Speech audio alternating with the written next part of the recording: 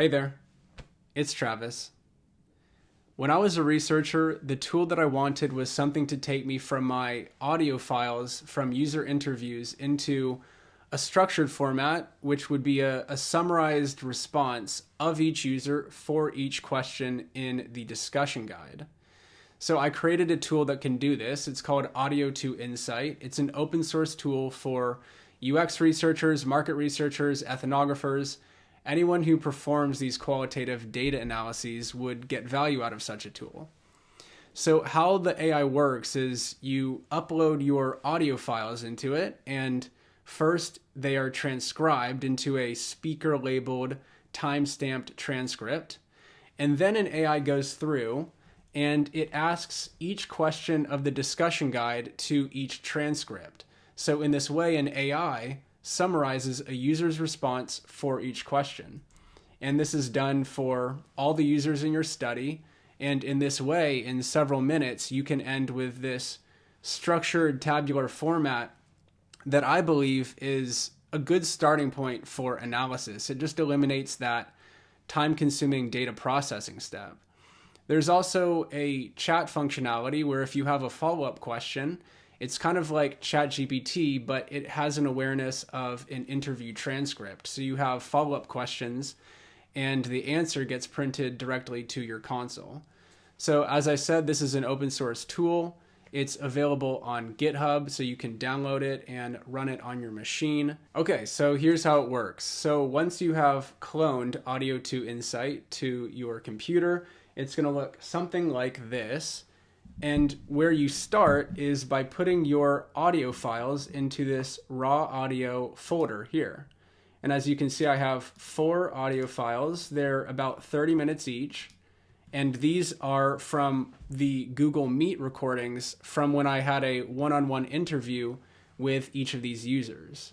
So to transcribe these audio files, what I do is I simply put this command into the terminal right here, python3 transcribe.py, and this is going to start transcribing each audio file in the raw audio folder. What's happening on the back end is a Whisper model. It's called Whisper. It's from OpenAI, is being downloaded to your computer. This is a free open source model that transcribes audio into text files. So this is a bit of a time-consuming process, especially running on my machine. I could only get it to run on my Mac Mini CPUs. You might have better luck if you have GPUs, and you can use something called CUDA. So in this config.json file, you can play around with the size of the Whisper model that you use, the number of speakers. So in a one-on-one transcript, there's just going to be 2 speakers, the moderator and the user, and then the device that processes the audio file. So again, in my case, it's only CPU, but you might be able to put CUDA in here and get it to run on your GPUs so that it runs faster. So now the audio files have been transcribed, and for each audio file, there is a text transcript that, again, is speaker labeled and time-stamped. I think that's a quite nice feature. And this exists now in the transcripts folder. You don't have to put them there. It's automatically put in through the program. It's automatically placed there. If you don't want to use the transcription feature that I have in here, that's totally fine if you get your transcripts from some other source. You just have to make sure to drag and drop a text file into this transcripts folder, and now it's ready for the next phase of the AI that we will run. So before you run the generate feature, we want to make sure that we've loaded our discussion guide into the config.json file. So first, the OpenAI model that you see up here is GPT 3.5 Turbo. If you need a bit higher powered of a model, then you can use GPT-4, but I've found for my purposes 3.5 is great. And then you are going to load your discussion guide into these questions here. So it doesn't matter how many questions you asked. So once you've saved your config.json file, we can now create that tabular structured format for the entire study. So we do node.source/generate.js. You run that command in your terminal, and it's going to start generating the structured output. Now, what's happening on the back end is an AI is asking each of these questions of each of the transcripts that you have in your transcripts folder. So you'll see progress being printed to the screen that we've asked 5 questions for the Alicia interview, and now we're asking the same questions of Amy. And as you might expect, we're going to get .csv output, sort of like a spreadsheet tabular output, where you have the users on the rows and you have each discussion guide question as a column. And in this way, AI is going to summarize for us each user response. Okay, so we have completed it, and the output goes into this output folder here. So let me copy this and open it on my computer. So you can see this is in the format that I just described. It summarizes the user's response to each question. Sometimes the AI will return an I don't know. For example, the speaker does not provide any specific features or recommendations for the Trolley app. So I probably didn't ask this last question in this second user interview right here, and the AI doesn't try to make something up. What it does is it tries to find the specific information in the interview and returns it into the AI prompt so that the AI can answer the question. If it doesn't find the information in its prompt, then it will not try to answer the question. It will just give you something like this.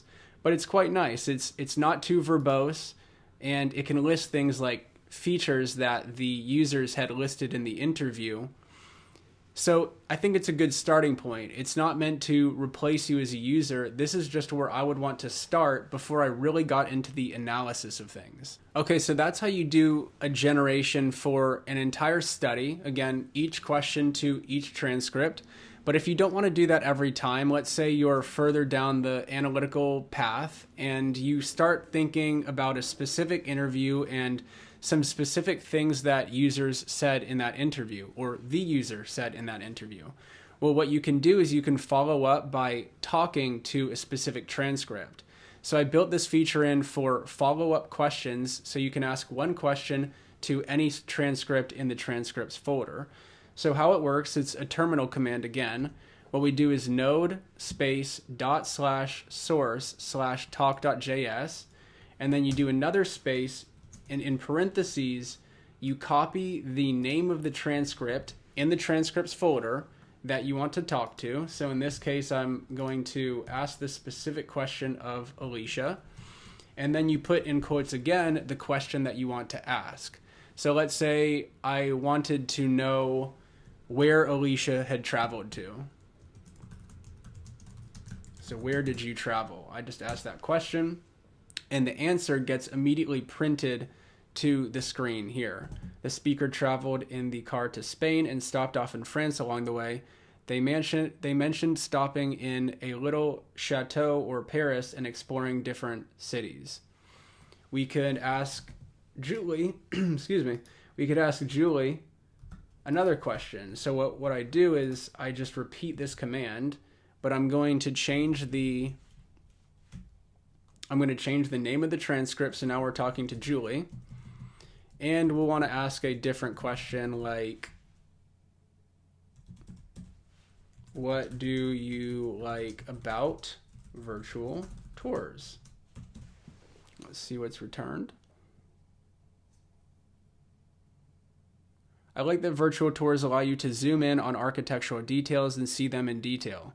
I also appreciate being able to have both the big picture and the little picture, such as seeing an overview of the location, then taking a logical tour through the different areas. Additionally, virtual tours provide the opportunity to revisit places and make notes of things you'd like to see again in person. So this is what Julie liked about virtual travel. It's kind of like ChatGPT, but it has an awareness of the specific transcripts that you loaded in. Anyway, so this is my audio to insight tool. I think researchers of all kinds are going to get value out of this, especially qualitative researchers. I really see the use case for people who have recorded meetings on Zoom or Google Meet. You end with an MP4 file, you convert that MP4 file into a .wav file, and then you import all your .wav files into this raw audio folder, and now you're ready to go through the entire work stream of transcription and then generating that studies output. Again, this is an open source tool. Go to GitHub, download it on your machine. If you need any help, reach out to me. I'm happy to help troubleshoot technical details and also help you get value out of it in general. So thank you all for watching.